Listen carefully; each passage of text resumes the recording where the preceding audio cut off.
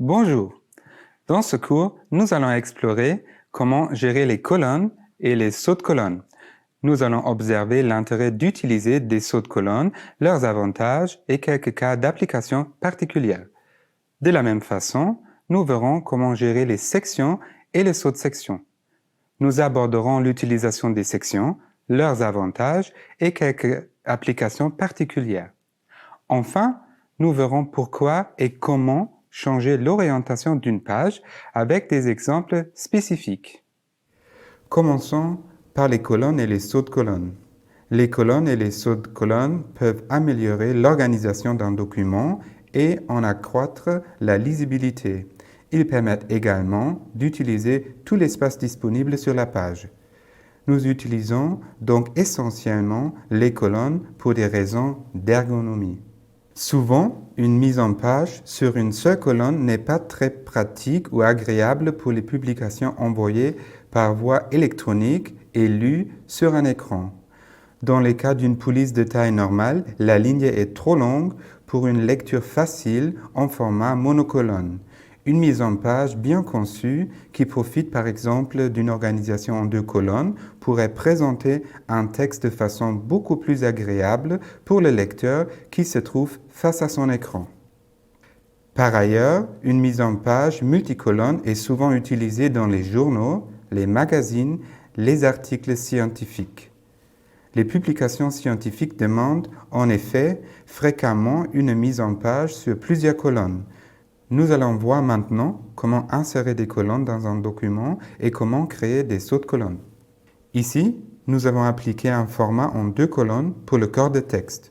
Comme vous le remarquez, les paragraphes qui suivent le titre sont bien répartis sur deux colonnes alors que le titre est toujours au format monocolonne.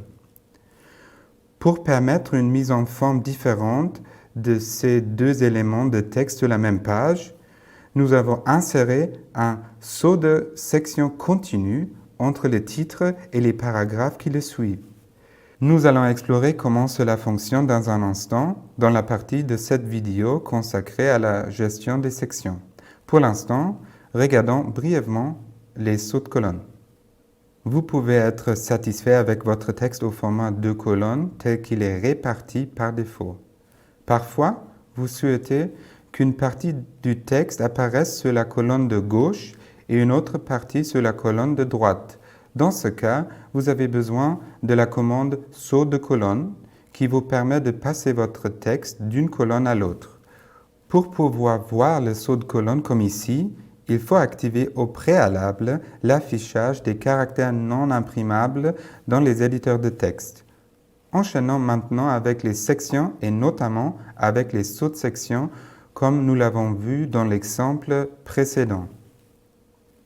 Les commandes de formatage des pages dans les éditeurs de texte affectent généralement chaque page d'un document, les paramètres des marges, l'orientation de la page, la taille du papier et les autres types de formatage s'appliquent non pas à une seule page, mais à toutes les pages du document. Cependant, nous avons parfois besoin d'un document dont toutes les pages ne sont pas formatées de la même manière. De temps en temps, il nous faut donc un peu plus de variabilité et de flexibilité en ce qui concerne la mise en page de notre document. Les sections et les sauts de section peuvent nous aider dans ces situations.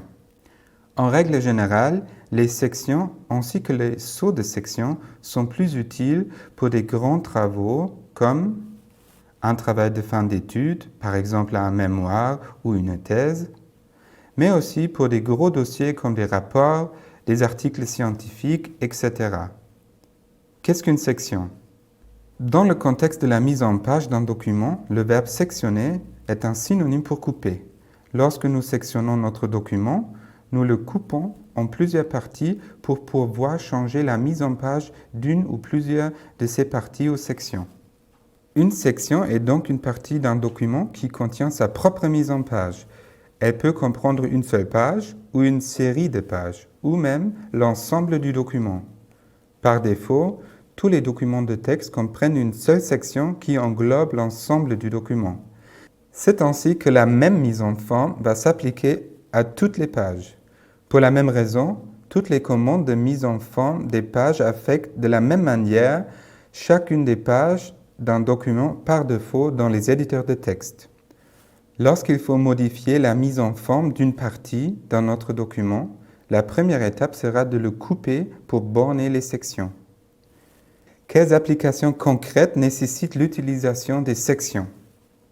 Les sections sont essentielles lorsque nous devons définir des attributs et des caractéristiques différents d'une page à l'autre, comme la numérotation de page, les en-têtes et les pieds de page, les marges de page, l'orientation de page, pour afficher et masquer certains passages du texte, ou encore pour empêcher l'édition de certains passages du texte.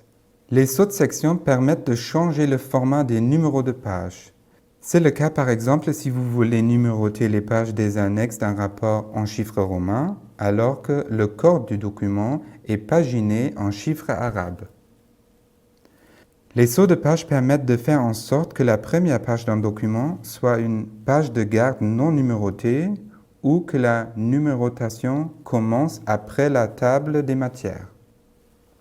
La création des sections est indispensable pour changer l'orientation d'une seule page, par exemple, une page en mode paysage pour rendre lisible un tableau au sein d'un document au format portrait. Ici, nous avons inséré un saut de section continu pour pouvoir appliquer une mise en forme différente sur la même page. Comme vous le remarquez, les paragraphes de la section surlignée utilisent une mise en forme différente des paragraphes des autres sections.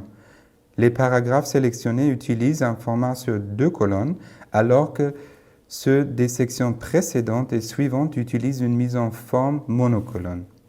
Abordons à présent l'orientation de page. La gestion de l'orientation des pages est importante si le contenu du document n'est pas constitué uniquement d'un texte simple. Les images ou autres éléments visuels, tels que les graphiques, les figures ou les tableaux, peuvent nécessiter plus d'espace que ce qui est disponible avec l'orientation verticale dite portrait, comme c'est le cas dans cet exemple.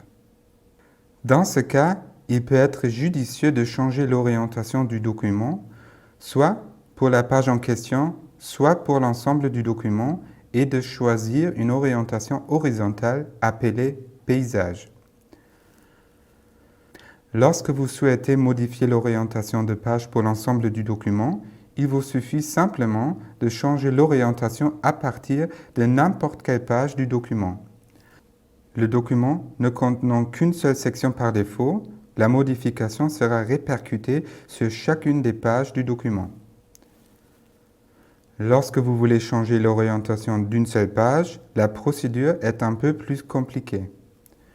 Vous devez insérer des sauts de section avant et après la page en question.